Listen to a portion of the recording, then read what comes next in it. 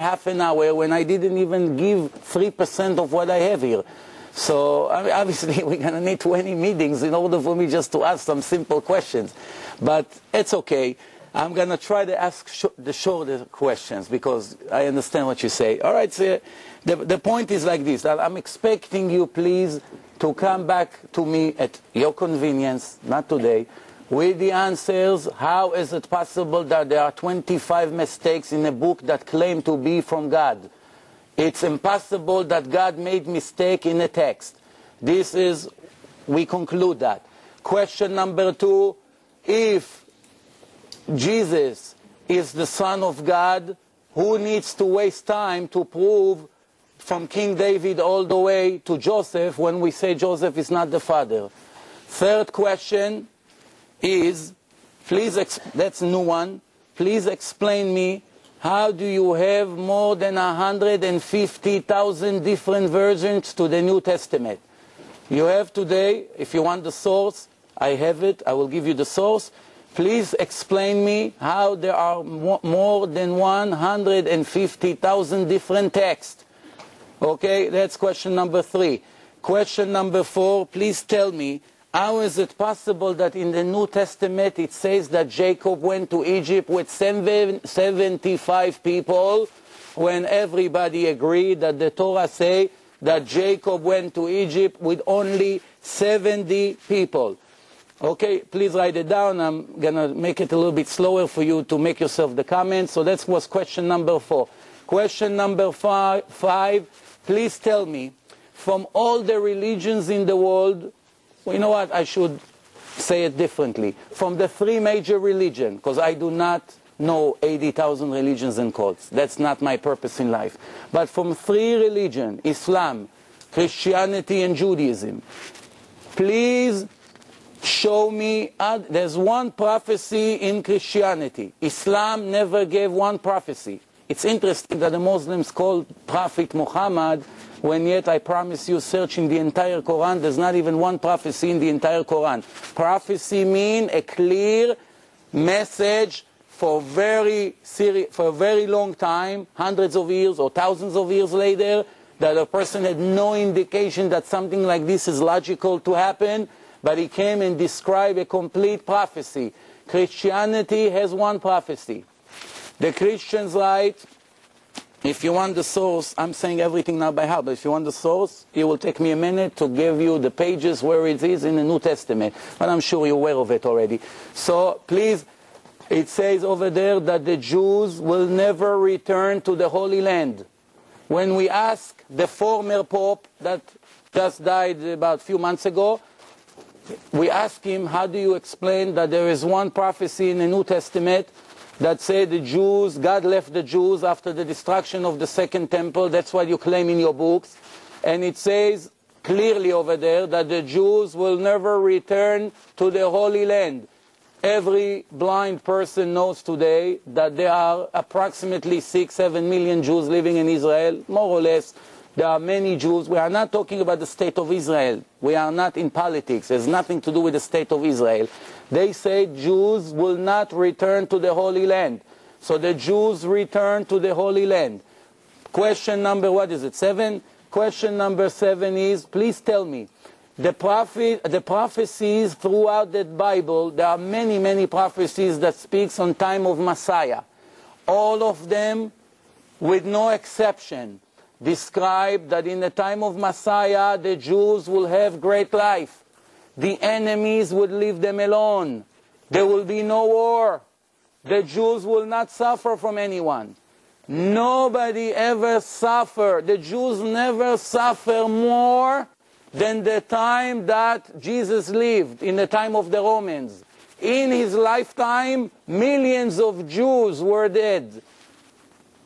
Millions. Up to that time, so many millions of people died. From the time of Babylon, 600 years before him, from the time of Nebuchadnezzar, and his time when the Romans came to Israel and slaughtered the Jews daily, every day, and destroyed the Holy Temple, there was one of the worst time in Jewish history.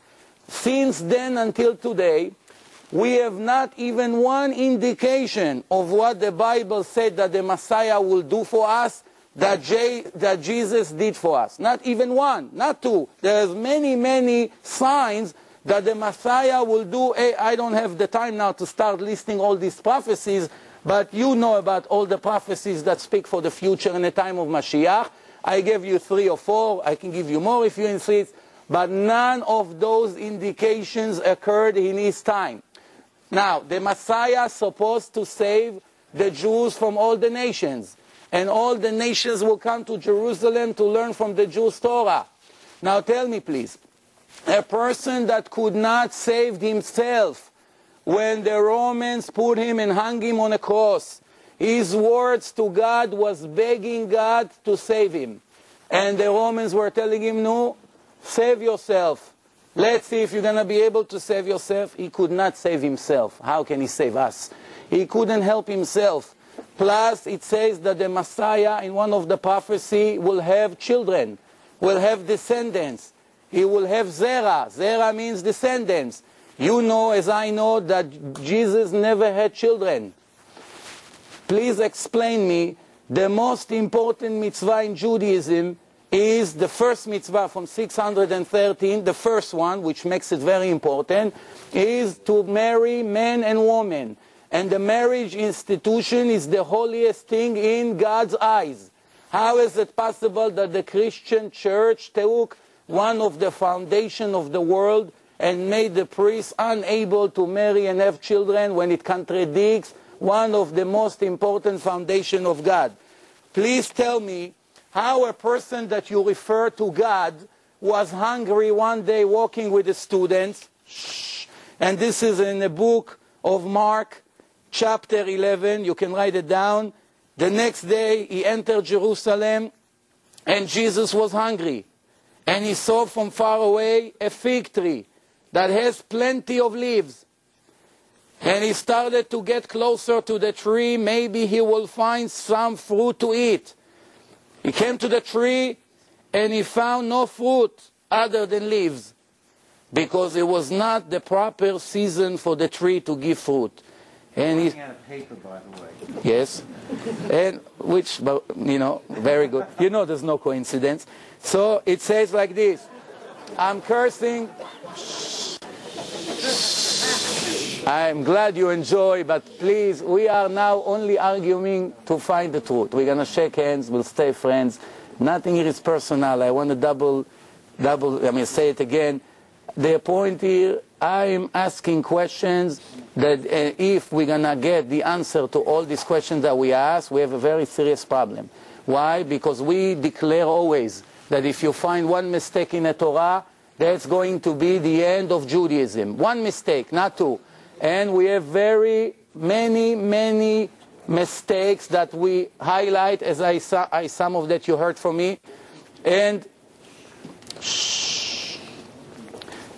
if we're going to get the answers to all these contradictions and all these impossible things, then we are people that seeking for the truth. We're going to have to double check our future. But I'm continuing with what I said. He was very hungry and he was looking for what to eat. There was nothing to eat. And he went close to the fig tree and he saw some leaves. And what did he do? He cursed the tree. Correct me if I'm wrong. He cursed the tree and says, nobody will ever eat fruit from you. Question number 1 regarding to this. If I am God, or the Spirit of God is in me, that means I'm a superpower. That means I'm supposed to save the world. That means when I look at the tree, one time a student asked him, can you tell us how many leaves on the tree? And he said, let me get closer and count. If I am God, I need to go to the tree and start counting how many leaves. Oy va'avoy if we have such God, that he has to count how many leaves. How can we even waste a second with this kind of God? And I'm not saying it as a joke, don't get me wrong. This is a solid point, please answer. And the most important thing, what is the crime of the tree? That God made a rule in nature that the tree has only a few months in Israel, as you know he lived in Israel, that he can give fruit. And that was not the time of the fruit. Why the tree has to be cursed that he'll never give fruit? Please. And why would God be interested to curse something that he made? Plus, the next question, tell me please, Jesus said in the New Testament in Matthew 24, if a person come and make magics to you and give you signs that he is the Messiah, do not believe him. This is his words. Because there are many falsified messiahs and false prophets, and can make magic and fool the crowd. And yet, in another place in the book of Luke, chapter 7, and in John, chapter 4, his student came to him and say, how can you prove to us that we should believe in you? He say, because I am able to do magics. You just said yourself, don't believe in people that are able to walk on water or to feed people with a loaf of bread, many people. Why? It's magics. The Egyptians used to do it, as you read in the Torah. Moses throws his cane, becomes a snake. Comes the impure Egyptians, one of the worst nations in history, the ancient Egyptians.